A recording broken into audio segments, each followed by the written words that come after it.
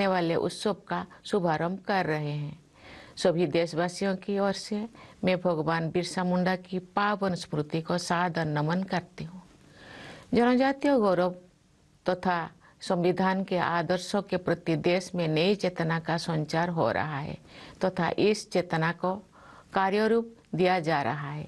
ये भावना जनजातीय समाज सहित पूरे देश के उज्जवल भविष्य का आधार बनेगी।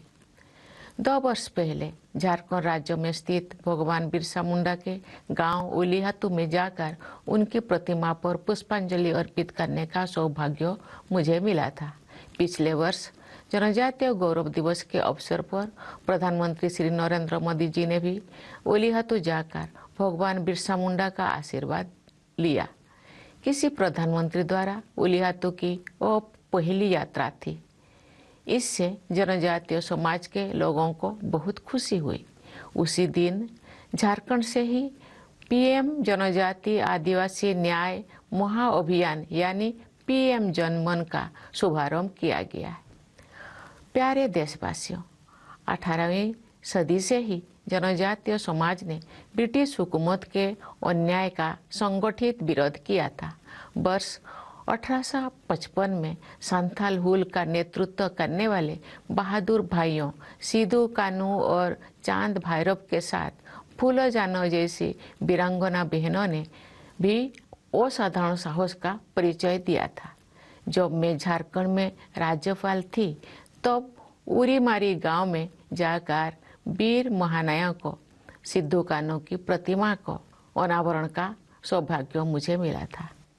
वर्ष 2021 से भारत सरकार ने प्रतिवर्ष 15 नवंबर को भगवान बिरसा मुंडा की जयंती के अवसर पर जनजातीय गौरव दिवस मनाने की परंपरा का सूत्रपात किया है। जनजातीय समुदाय के प्रति सम्मान व्यक्त करने के इस निर्णय की जितनी भी सराहना की जाए वो कम है। जनजातीय लोगों के गौरवशाली योगदान से देशवासियों को परिचित कराने के लिए अनेक कदम उठाए जा रहे हैं। जनजातीय महानायकों की स्मृति में देश के विभिन्न क्षेत्रों में संग्रहालय बनाया जा रहा है।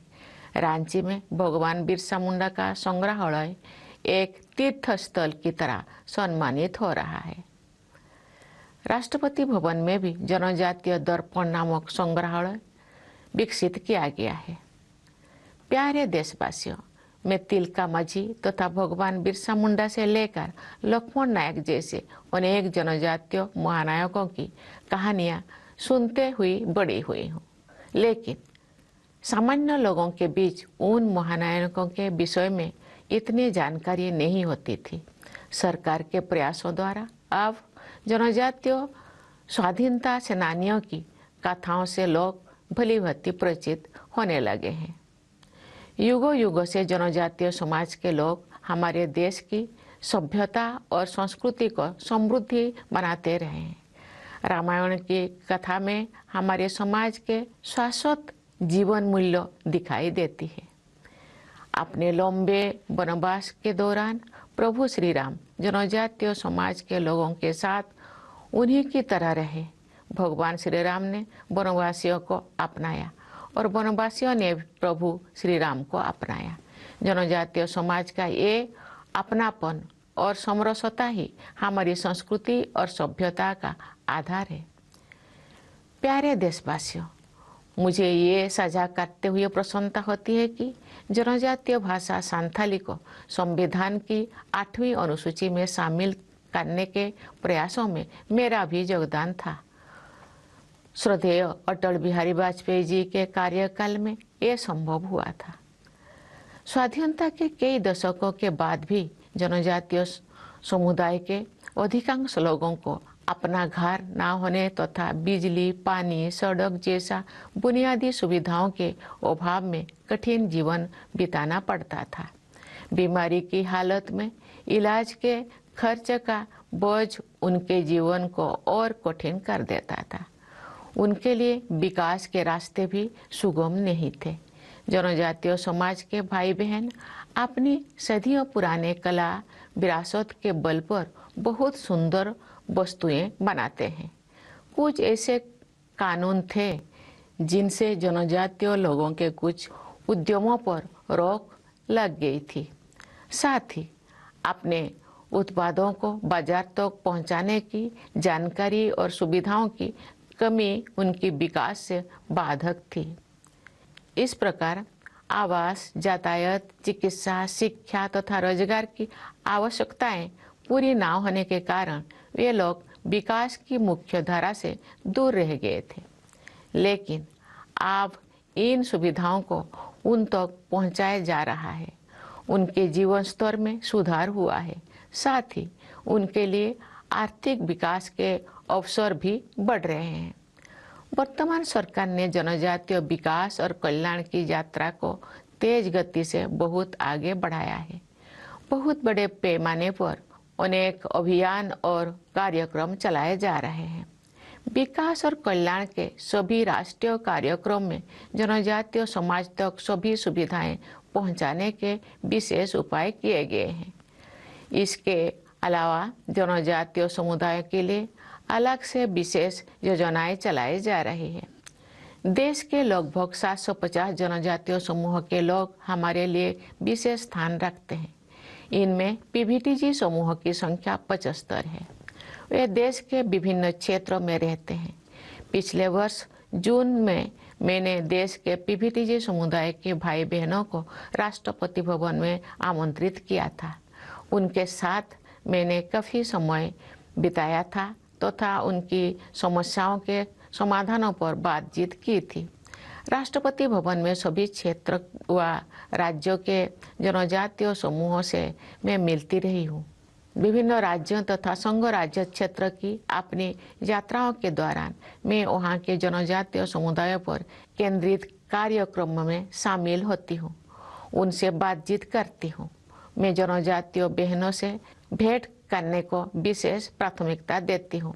मुझे ये देखकर खुशी होती है कि बड़ी संख्या में हमारी जनजातीय बहनें स्वयं सहायता समूह के माध्यम से तथा अन्य माध्यम से आर्थिक आत्मनिर्भरता प्राप्त कर रहे हैं।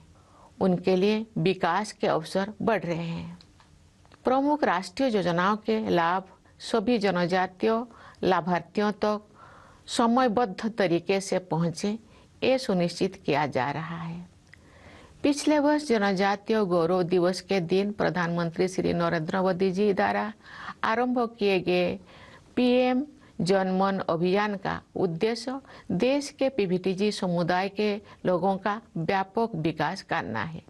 इस अभियान के तहत 24,000 करोड़ रुपया से अधिक की लागत से 3 वर्ष की समय सीमा के पहले ही अनेक सुविधाओं को पीवीटीजी समुदाय के लोगों तक पहुंचाने का लक्ष्य रखा गया है। इस वर्ष राष्ट्रपिता महात्मा गांधी की जयंती के दिन 2 अक्टूबर को भगवान बिरसा मुंडा की धरती से ही केंद्र सरकार द्वारा धरती आबा जनजातीय ग्राम उत्कर्ष अभियान का आरंभ किया गया है। लगभग 80,000 करोड़ रुपया की लागत वाले इस अभियान का लक्ष्य है कि हर जनजातीय व्यक्ति को सरकार की योजनाओं का लाभ पहुंचे। सड़कों और मोबाइल कनेक्टिविटी के द्वारा हर जनजातीय गांव जुड़ सके।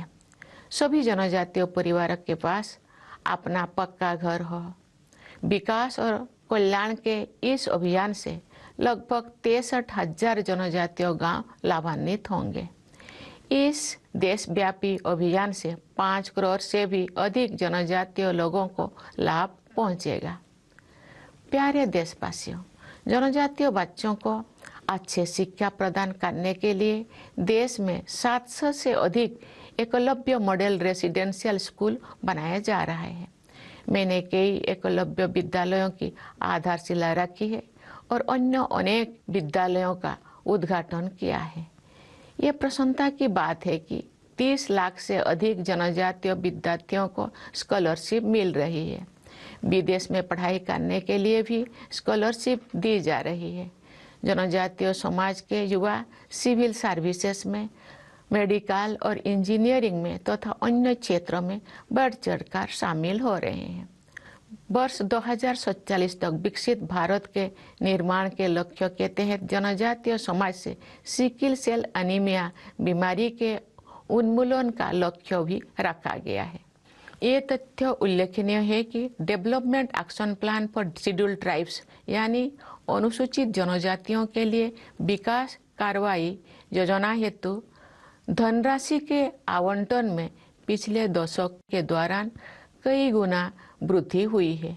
वर्ष 2024-25 के लिए जनजातीय कार्य मंत्रालय का बजट 13,000 करोड़ रुपया का है। ये पिछले वर्ष की तुलना में 74% अधिक है। जब हमारे जनजातीय भाई बहन विकसित होंगे तभी हमारा देश भी सही अर्थ में विकसित होगा। जनजातीय समाज के लोगों की तेज गति से प्रगति हो, ये हमारी राष्ट्रीय प्राथमिकता है। हमारी प्राथमिकता है कि जनजातीय समाज की सदियों पुरानी पहचान बनी रहे और साथ ही उनका आधुनिक विकास भी होता रहे।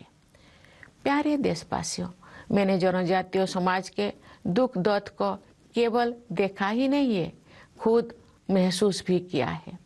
जनसेवा की मेरी यात्रा का आरंभ ट्राइब्स एडवाइजरी काउंसिल की सदस्य के रूप में हुआ था। आप जनजातीय लोगों के जीवन को बेहतर होता देखकर मुझे खुशी होती है।